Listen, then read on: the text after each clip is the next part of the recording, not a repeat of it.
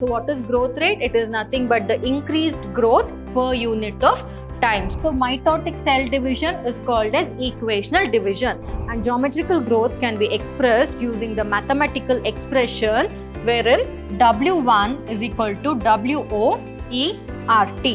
Water is also one of the raw materials that is needed for the plant during the process of photosynthesis.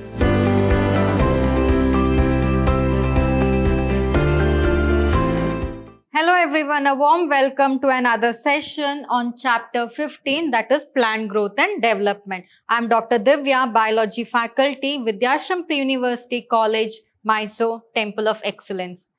So in the previous session of this chapter, we had dealt with growth. So what is growth? So we learned that growth is a process which is irreversible and it is a continuous permanent process which helps the plant or any other organism to grow, wherein it can either be, the growth can be either lengthwise or girthwise. We had studied about it. And we also studied about the different phases of growth. That is, we learned that the growth can be of three important phases, that is the meristematic phase, the elongation phase, and finally the maturation phase. And we also learned that the growth in plants is indeterminate. That is, we cannot decide when the plant can stop its growth, because the growth in plant is a continuous process until the plant dies. And why is it so? It is because of the actively dividing meristematic cells that are present at the shoot apex and the root apex of the plant.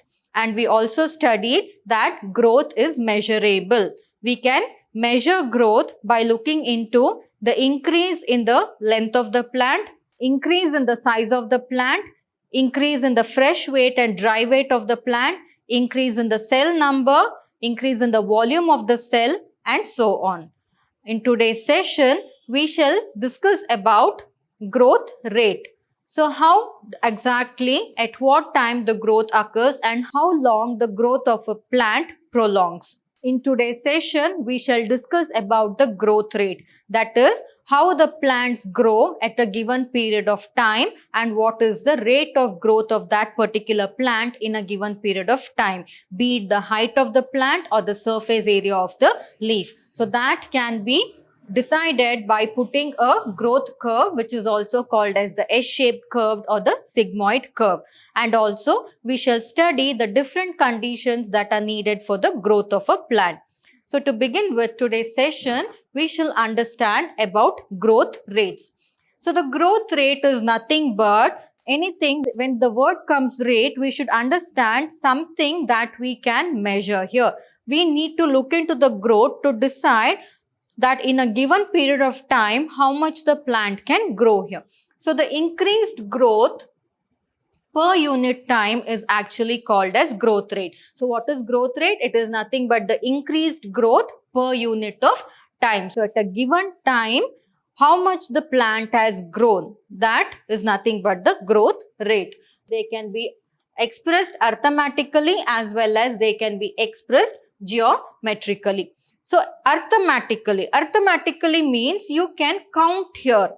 What we had learned, what are the different, we had learned that if in order to consider that a plant is growing, there are different criteria, and among them, the number of cells that are formed is also one of the criteria to decide whether the plant has grown or not. So here, arithmetically means we can count the number of cells. So if there is an increase in the number of the cells when in the plant when compared to that of the seedling stage, then we can say that the plant has grown.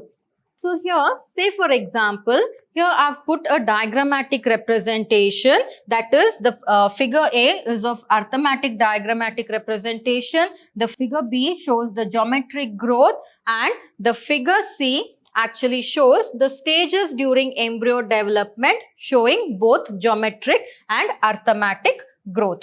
So both can be observed under the diagram C here. So here they have depicted this particular diagram using two colors. One is in sky blue and the other one is in very light blue. So the sky blue color depicts the cells that are capable of division, What it means by cells that are capable of division? Cells capable of division means that the cells are meristematic, because meristematic cells are the ones that are capable of division. So, whichever is dark blue or sky blue in color, those are the meristematic cells. So, here we have the dark blue color, it is the meristematic cell. So, what are the meristematic cell as we had learned? They are the cells which are capable of division. And next, the light blue is the one that cells that lose the capacity to divide. So, what are the cells that actually lose the capacity to divide? Those cells that have already divided and have reached maturation, they are the cells which have lost the capacity to divide. So, here, if I tell, say I have a new cell here, which is a meristematic cell. It is a meristematic cell. This will divide to form two new meristematic cells.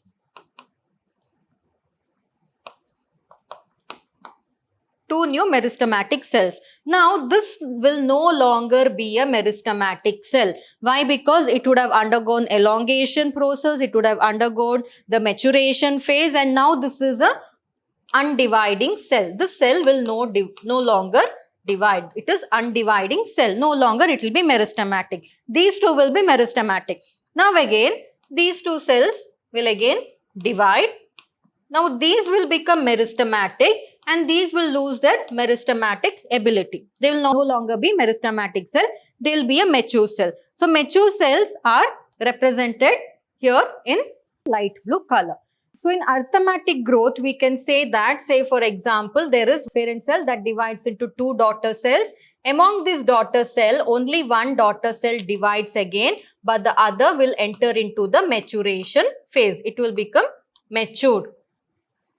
And again here, one will divide, the other will become mature. This one, only one will divide, the other one will become mature. So that is in the arithmetic way how we can count the growth rate. So say for example, what are the cells that are capable of dividing? They are the daughter cells. So here you see the blue one. So blue one means the dark blue, that is dark blue or sky blue color they have shown. It is cells capable of division.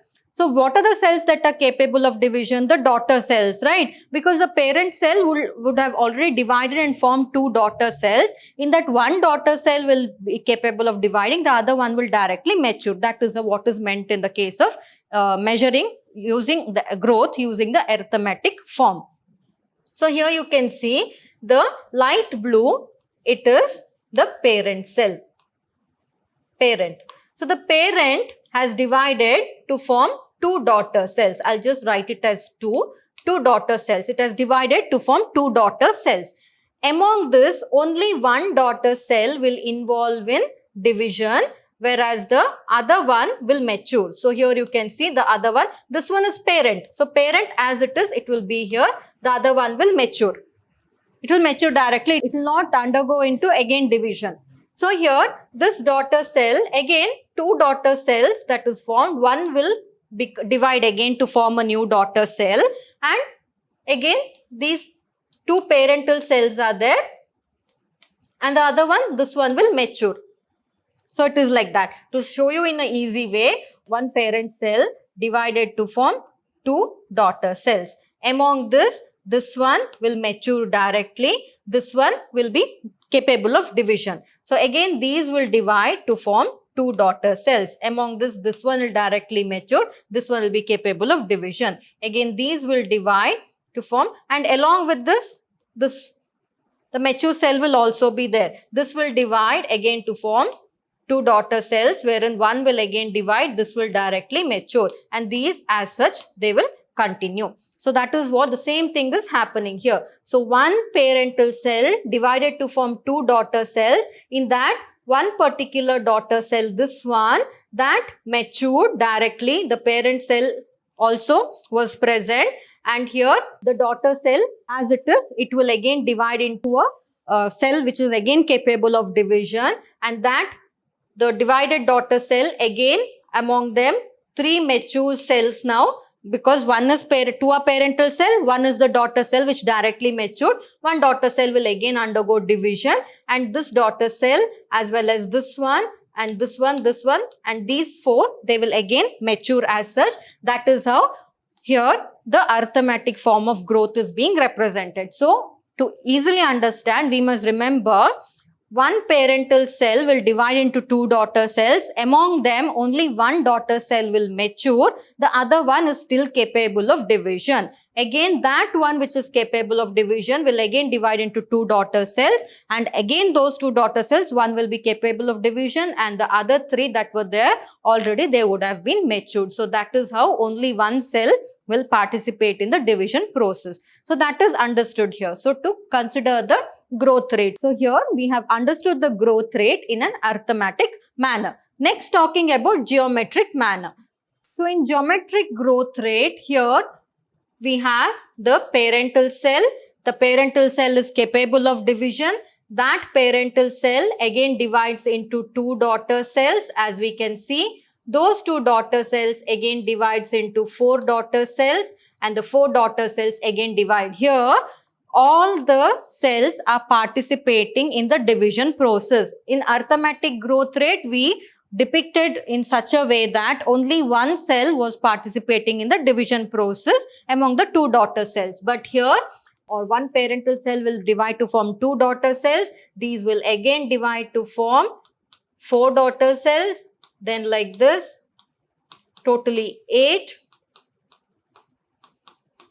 So like this it will continue. So this is also one form of expression of the growth rate, that is geometrical division. Next, talking about the growth rate of zygote. So zygote, we all know that zygote is unicellular, right? Later on, these zygote, they become multicellular when the plant starts to develop, right? So here zygote, which was unicellular, it divides to form bicellular. It got divided, and this again divides in a geometric phase. So all the cells, as you can see here, all the cells has participated in the division process.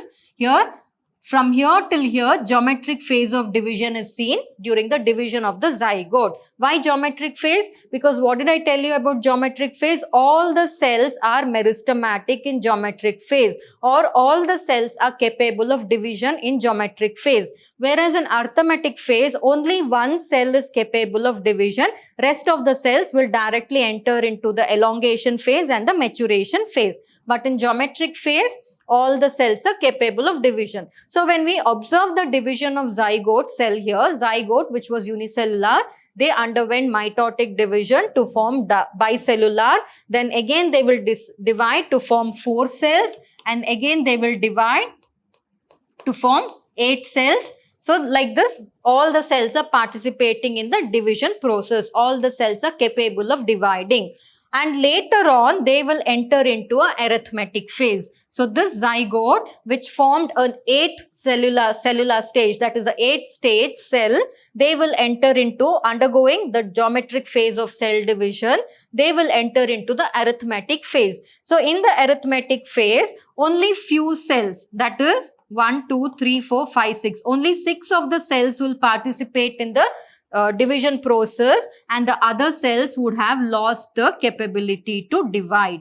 So if you can see here, that is nothing but the arithmetic phase. So in the case of zygote, the growth of the zygote, both geometric phase of cell division as well as arithmetic phase of cell division is being involved. So this is about cell division or the growth rate. So to understand growth rate, always keep in mind, if we are depicting growth rate in an arithmetic manner, then only one cell will be capable of dividing throughout, and all the other cells will enter into the elongation phase and the maturation phase. But in the case of geometric depiction of this growth rate, here all the cells are capable of division, or they participate in the process of division. So this we have understood. So next, moving on to the growth rates, wherein we shall see what happens in an arithmetic growth. How can it be depicted in a graphical representation? So following mitotic division, that is after the mitotic cell division,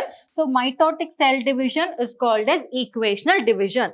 So following mitotic cell division, only one daughter cell will continue to divide, right? So we had seen that in the previous slide wherein I had shown with the arithmetic representation here. So here only one daughter cell, so one parental cell which will divide to form two daughter cells. In that only one daughter cell will participate in the division process.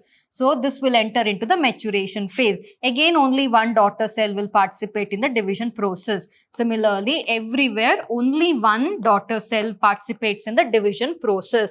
Rest all the cells that are there, be it this one, all the cells, they will enter into elongation phase and maturation phase. So therefore, soon after mitotic cell division, only one daughter cell continues to divide, whereas the other cells get differentiated. They will not participate in the division process, but directly like that, they will get differentiated to form a mature cell. So that we have understood. And this can be represented by a simple arithmetic expression wherein we can take the elongation of the root. So elongation of the root is a constant process. We have seen the meristematic cells will divide, they will form new meristematic cells. The divided meristematic cells will elongate, then they will enter into the maturation phase, and the newly formed meristematic cells will again divide. Now those cells will become old, and that cells again will elongate and mature, and those cells which had actually divided from the meristematic cells, they will again divide to form new meristematic cells. Like that, it is a constant process. So here, on plotting the length of the organ or the plant body against time, a linear curve is obtained. Why is a linear curve obtained here?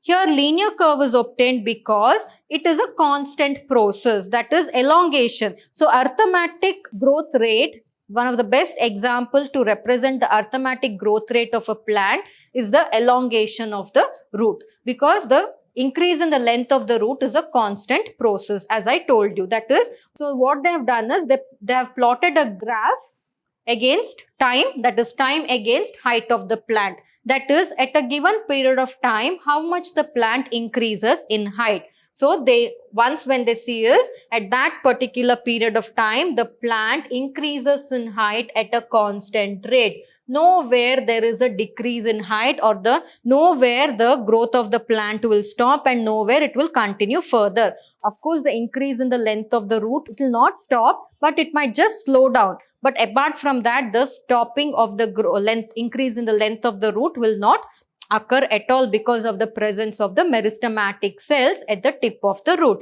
So this is one best graph. So the graph, when they plotted a graph of the plant growing in height with that of, say for example, the increase in height of the plant or the increase in the length of the root against time, they found out that the curve was linear because the growth of the plant was constant. That is, be it the increase in the height of the plant or the increase in the length of the root is always a constant process. So that is what they found out. And mathematically, it can be expressed by using an equation. The length at time t, so L is the length, t, small letter t is the time. The length at time t is equal to length at time 0 plus the growth rate. That is, and that particular time, how much it has been elongated. Say for example, you're measuring the length of the plant for every 10 minutes.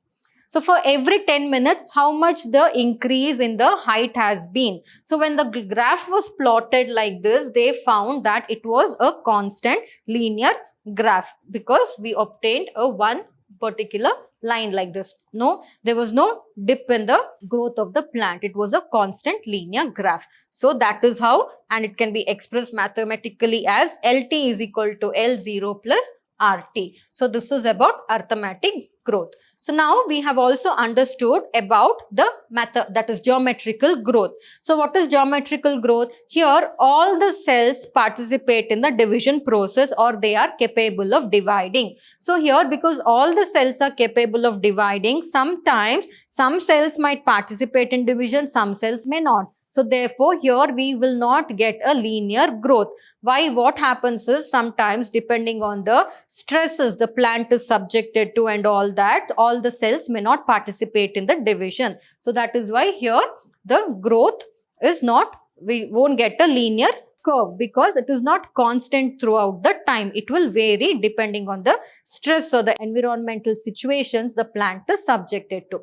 So in most system, the initial growth of the plant is very slow. We know that. So once we sow the seed has to sprout, it has to develop its roots from the radicle and the shoots from the plumule. All that will take a lot of time. So first the growth is in the lag phase. So as you can see, it is in the lag phase. Lag phase means they are lagging behind in the growth. So they're very slow. That is called as a lag phase. So the growth is very slow.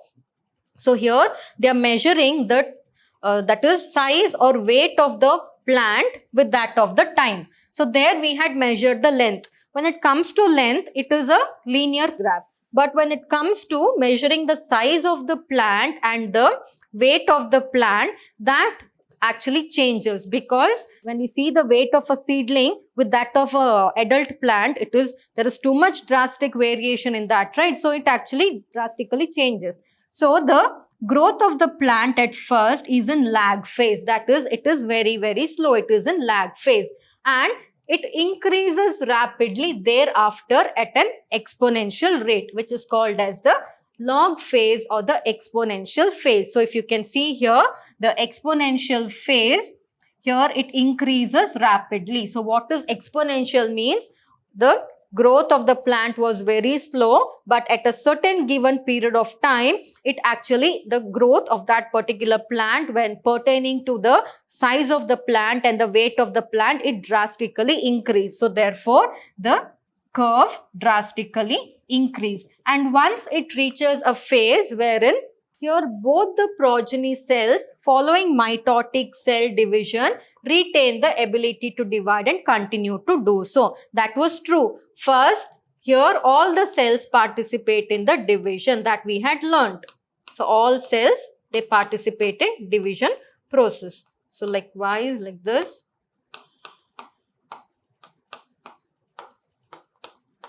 So that is why, though the growth of the plant was very slow at the initial phase, that is in the lag phase, soon after mitotic division, all the cells participate in the division process. Therefore, the size of the plant or the weight of the plant drastically increased, which is called as the exponential phase, or it is also called as the log phase. So log phase. So that we have understood. But sometimes what happens here is, because of limited supply of nutrients, or maybe because of some environmental stresses the plant is subjected to, the growth slows down, leading to a stationary phase. So here the growth will not stop, but it will just slow down. Why the growth will not stop? Because we know that plants continue to grow throughout their life cycle, right? So the growth phase, it will reach a stationary phase wherein it will become stagnant. So it will become very slow and it will reach a stationary phase. That too, whenever, if the nutrient availability is very, very less, or if they are subjected to environmental stresses. And by taking these considerations, if we plot a graph against time, we get a typical sigmoid curve. So if you can see here, it is called a sigmoid curve. Why? Because it is almost an S shape. So if you can see here, this was the lag phase, then this was the log phase, and this was the stationary phase. So when we represent the elongation or increase in height of the plant, arithmetic means of expression, then the curve that is got, which is plotted against time, will give us linear or a constant line. But in the case of when we consider the geometrical growth of a plant, wherein we can consider the size of the plant or weight of the plant, here all the cells participate in the division process. So therefore, what happens here is, first the growth of the plant will be very, very less, that is in the log phase, or very slow in the lag phase. Then as all the cells participate in division process, the growth of the plant or the increase in the size of the plant or weight of the plant will rise, which leads to the that is log phase or exponential phase.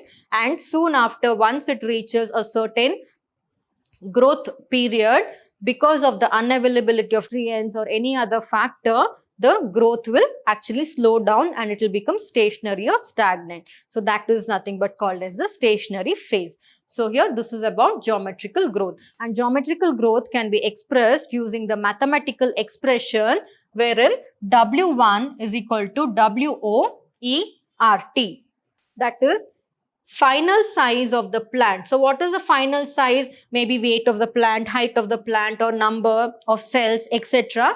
Final size of the plant is equal to the initial size at the beginning of the growth of the plant or the beginning of the period, any given period, maybe zero time. And here E is the base of natural logarithms that will be used, and R is the growth rate, and T is the time of growth at which the time that we choose, like when we have to measure the growth. So that is T. Here R is the, as we have seen, R is the relative growth rate, and it is also the measure of the ability of the plant to produce new plant material, and it is referred to as efficiency index. So R is also called as the efficiency index. It measures the efficiency of the plant to produce new plants as well. It is also called as the efficiency index. Hence, the final size W1 actually depends on. So, the final size of the plant, that is W1, may be the weight, the length of the plant, or the size of the plant, or the number of cells that are produced in the plant. All that actually depends on the initial size W0. So, first we need to take the final size. To calculate something against the final size, we need to know the initial size. That too at the particular time. Say for example, every 10 minutes you are measuring the size of the plant. So for every 10 minutes, what was the size of the plant has to be noted. Also the time of the growth has to be noted, and the base of natural logarithm, that is E, should be applied here, and the calculation has to be done for this. So this is about geometrical growth. So next, talking about the quantitative comparison between the growth of living system, which can also be made into, that is, two ways. So how can we measure the plant based on quantitative? So quantitative means we can take the number of cells, we can take the size of that particular plant or the surface area of the leaf. All that is quantitative measurement. So how can this quantitative measurement be done? So the measurement and the comparison of total growth per unit time is called as the absolute growth rate. So here, first we need to take in the initial measure of the plant. Then at a given period of time, we need to take the measure of the plant again. So the measure and the comparison of total growth per unit time, if we calculate, we will get the absolute growth rate of the plant. So the growth of the given system of or plant per unit time is expressed on a common basis. Say for example, so how can this be expressed? That is, the growth of the given plant at a particular time can be expressed as a common basis. Say for example, per unit initial parameter, which is called as the relative growth rate. So here we need to find out what the relative growth rate is if we need to understand the growth per unit time of that particular plant.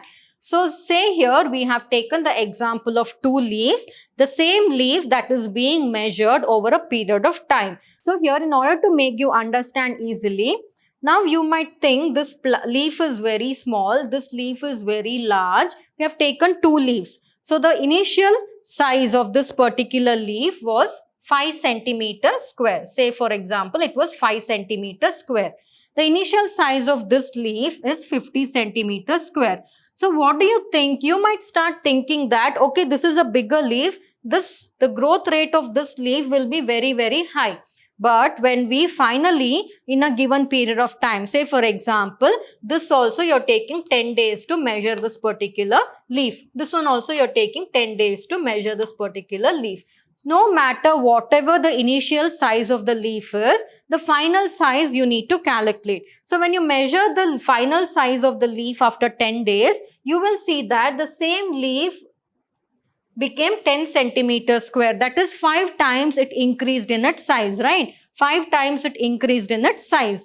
Here also, the 50 centimeter square leaf also became 55 centimeters square. So here both of these have increased in size by about 5 centimeters square. This one also 5 centimeters square increase. There was no difference, though we took this one was a smaller leaf, this one was a bigger leaf. Just by looking, you might just think that this leaf has increased in size. That is very fast. That is because it is bigger in size. The growth rate of this leaf is very, very fast in a given period of time. That is, I have taken 10 days. And because this is smaller in size, the growth rate of this leaf is very, very less. But actually, the size of the leaf doesn't depend here, because we all know that some plant species will produce smaller leaves. Some plant species will produce larger leaf, right? So looking at the size just like that, we can't say this is growing faster, this is growing slow. For everything, we need to take an initial weight. So for this small leaf, the initial weight when taken was 5 centimeters square. And for the larger leaf, the initial size that was measured was about 50 centimeters square. Now, what is the final size? So, what was the time that I had taken here? 10 days. So, after 10 days, again they went and measured the same leaf. But this leaf also increased in size by 5 centimeters square. This leaf also increased in size by 5 centimeters square. Therefore, the growth rate in both of the leaves A and B are one and the same. So, it is understood now. So, that is what is meant by growth rate. Means the growth rate usually doesn't depend on the just by morphological observation. By looking at the size of the leaf, we cannot decide the growth rate. We need to go there, measure the initial growth rate, be it any kind of leaf, any smaller leaf or any larger leaf, anything. We need to measure the leaf first, take the initial size of the leaf, then after a few days or a given period of time, we need to again measure the leaf and decide the final way, that is size of the leaf, how much it has increased. So here we neatly found out that this had, both of the leaves had increased by 5 centimeters square, which is understood. So therefore, the growth of the given system per unit time is expressed on a common basis. Say for example, per unit initial parameters. Here we took the initial parameter, that is the size of the leaf, initial size of the leaf. Then we went in for the final parameter. So therefore, we understood the relative growth rate of the leaf, wherein we found out that both the leaf are having the same growth rates. So now we have completely understood about the growth rate. So now we shall see what are the different conditions for growth. So if a plant has to grow, certain environmental factors play a very important role. What are those? We shall see. First thing is water. So water is the primary factor that actually helps the plant to grow, because we know that water is also one of the raw materials that is needed for the plant during the process of photosynthesis. So the plant cell actually grows in size depending on the availability of the water to the plant. So plant cells grow in size by cell enlargement, and for this cell enlargement, water is quite required, because we know that growth can also be measured based on the increase in the size of the cell. And not just that, there is a difference here, difference between turgidity. What is turgidity? I gave you an example in the previous session of this chapter. So when we consider the growth of the cell, or the increase in the size of the cell, we cannot take the example of turgidity. Why? Because the cells will become turgid when they take in water, and they'll become flaccid when they lose water. So, but in that cannot be considered. So, this particular cannot be considered. But otherwise, the permanent increase in the size of the cell when there is availability of water, that can be considered as a growth. So water is one of the important factors for growth of the plant, and not just that, for various enzyme activities to occur in the plant, water is very, very important. So enzyme activities means in plants various biochemical pathways are involved, and in these biochemical pathways various enzymes take part in them, and if these enzyme has to function well, then water is very, very important. Next important factor is the oxygen. So oxygen actually helps in releasing metabolic energy that is essential for growth. We have seen, so plants, they respire, right? So when they respire, they take in oxygen. That oxygen molecule combines with glucose and they give out energy. Energy, carbon dioxide and water. And that energy is needed for all the cellular activities to take place properly. So therefore, oxygen is very, very important for all the metabolic activities or metabolic pathways to take place properly, which is very, very important for the growth activities of the plant. Next is nutrients. So nutrients are of two types, macronutrients and micronutrients. So macronutrients are the ones which are required by the plant in large quantities, whereas micronutrients are the ones which are required by the plant in very minute quantities. So here, both macro as well as micronutrients are required by the plants in order to synthesis of protoplasm, and also they act as a source of energy. So for synthesis of protoplasm. So protoplasm is the cellular component which consists of the cytoplasm, all the cell organelles, the nucleus and all that. So together, if all these has to be formed properly, then nutrients are very, very important for the plants, because if they are functioning well, then only the cells will also function well. So that is the reason. So next important factor is temperature. So temperature. So every plant or animal or any other organism, they require a optimum temperature for growth. We know that beyond that temperature, their growth gets stunted. Similarly here, temperature also plays a very, very important role. If the temperature is high, then it will result in a drought condition. That is also there, right? It will cause lot of water evaporation. Therefore, if the plant loses enough amount or too much amount of water, it will hinder the photosynthesis and respiration process in the plant. So therefore, temperature also plays a very, very important role in the growth of the plant. And any deviation, if it occurs, that is, if the temperature becomes low or becomes high above the optimum level, then it is very, very detrimental, or it is very, very hazardous for the survival of the plant. Next is light and gravity. So light also plays a very, very important role, because for plants to photosynthesize, at least 10% of the sunlight is needed by them. So therefore, exposure to light is also one of the important factors. Only then photosynthesis will occur, only then the proper growth of the plant will occur. So that is why. And so light and gravity, they are the environmental signals, and even gravity as well. The root grows according towards the gravity, right? So for that reason also, for light and gravity is very, very important for the growth of the plant. So I hope you understood this session. So in today's session, we discussed about the growth rates, wherein we understood how the growth rates can be determined arithmetically and geometrically. And if the growth rates is determined arithmetically, then the growth rate of the plant is in a linear way, that is in a constant way. Therefore, a linear graph is obtained.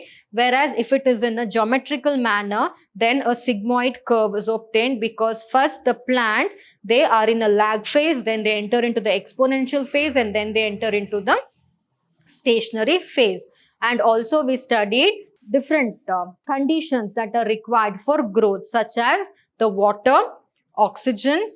Then we also came to know about the nutrients, then the temperature, then light, and also gravity. So these 6 components are very, very essential for the normal growth of the plant to occur.